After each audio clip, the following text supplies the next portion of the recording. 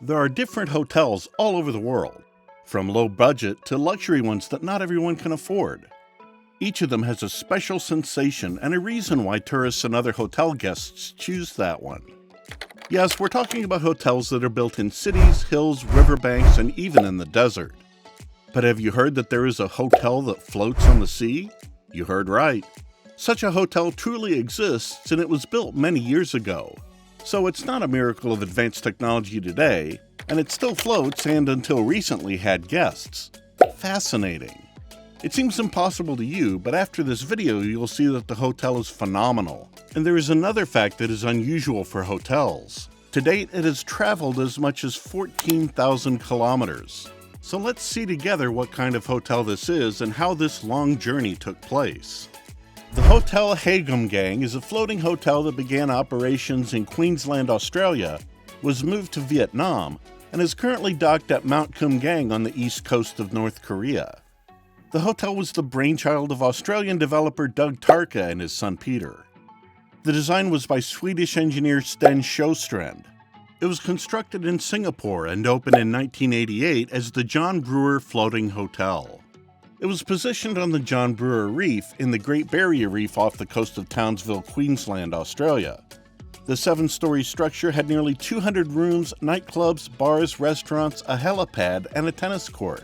Very luxurious for the 80s, still floating.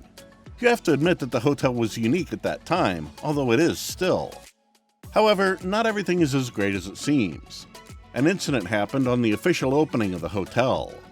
Just as the champagne bottles were being cracked open, Mother Nature intervened.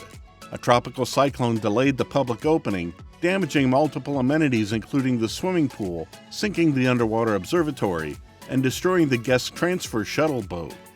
Stranger yet, within weeks of guests arriving for their vacations, a shocking discovery revealed that more than 100,000 pieces of World War II ammunition filled with anti-tank mines and artillery rounds were resting on the seabed below. Within a year, the hotel had closed and moved to another location. Are you interested in this story? Are you wondering what happened next to this hotel and how it got to North Korea? You'll easily find out in the continuation of the video, but for it to happen as soon as possible, you only need to subscribe to our channel and like the videos. So if you've done that, let's continue.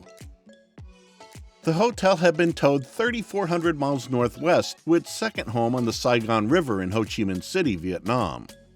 Renamed the Saigon Floating Hotel, or the Floater among locals, the one-of-a-kind structure rode the wave of Vietnam's post-war tourism boom and became a popular accommodation venue until eventually it once again ran into financial difficulties and was sold to a new buyer. Can you guess who the new buyer is? North Korea, of course. The hotel was bought by Hyundai Asan and taken to the Mount Kumgang tourist region, which opened in 1998 on the border between North and South Korea. The floating hotel's role soon came to be an official venue for the emotional reunions of families divided by the 1950 to 1953 Korean War, where Southern Korean families could meet their relatives in the North, many of whom had not seen their loved ones for over 6 decades. But in 2008, yet another bad hand was dealt to the aging vessel when a North Korean soldier shot and killed a South Korean tourist at the resort. Since then, the once celebrated floating hotel has been eerily silent and rusting at the edge of the ghostly North Korean resort without maintenance. Despite remaining open to local tourists and some scattered Chinese groups, the South Korean Unification Ministry reported back in 2013 that there are concerns about its safety, as the building didn't have any maintenance for the past 5 years. But then fortune smiled on the hotel again. In 2018, North Korean leader Kim Jong-un and South Korean President Moon Jae-in agreed to reopen the resort.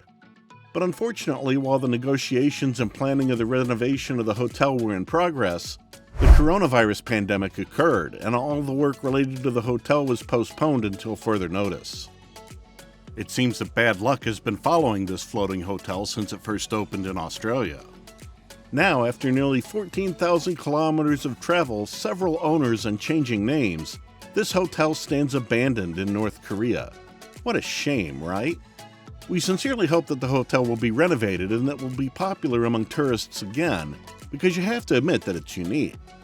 How many other hotels do you know that float on the sea? We know of no other, so it's unique, as we said. What do you think about this topic?